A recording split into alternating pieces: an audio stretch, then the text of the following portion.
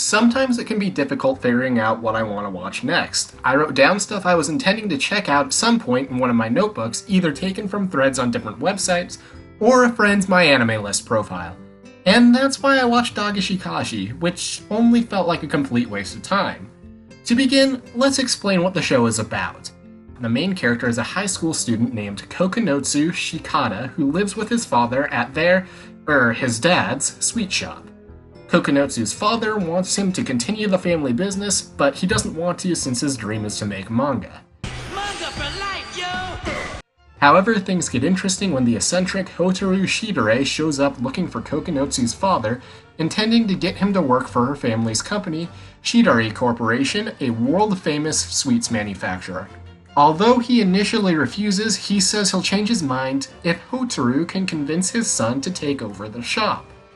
After this, the episodes don't really follow a solid plot. It's just Kokonotsu doing stuff with his childhood friends To and Saya Endo, who was best girl, and then Hotaru shows up and now we're learning about Japanese snacks. And there's also very forced fan service. A lot of it. That's pretty much all there is to the show, so I didn't like it that much. Hearing that the show would be getting a second season had me a bit skeptical because I thought it would be more pointless episodes. Feeling like I was only doing it because I truly hated myself, I started watching the second season. There were some very noticeable differences, the first being the animation style, and honestly, I felt it made some of the characters, specifically Kokonotsu and Saya, a lot uglier. The next difference is the episodes are half as long. I remember watching the first episode and being like, that was it? When I got to the credits. Lastly, the most important difference is, this season actually has plot.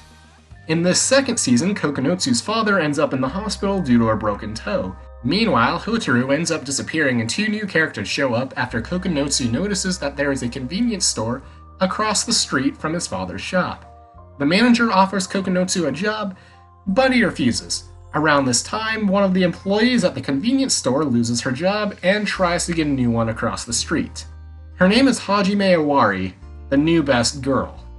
She's a bit clumsy and likely to show up to work late, so Kokonotsu allowed her to stay at the shop when he hired her. The two of them try to keep the shop running while the real owner is still in the hospital. Seriously, just how badly did he break his toe? He's been in the hospital for ages. Like the last season, Kokonotsu will be interacting with his friends, and we learn about Japanese snacks some more. However, instead of feeling like the point of the show, it just feels like filler.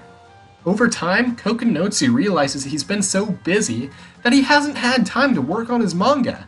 So he gets back to work and his friends along with Hajime help him out. As for how it goes, I'm going to keep that a surprise. At the end of the season, as expected, Hotaru appears again, but this is when the shorter episode length really becomes a problem. The ending feels a bit rushed with some revelations happening at the last minute and events making you wonder what's going to happen next. Overall, I actually liked the second season.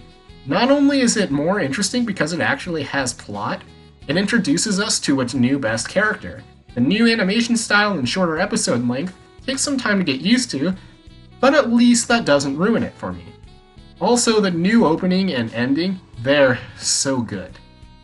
Honestly, Dagashi Kashi 2 was pretty solid and surprisingly actually makes me want a third season because I'd like to see what happens with these characters after this. If you've watched the first season, then you should definitely watch the second, even if you didn't like the first.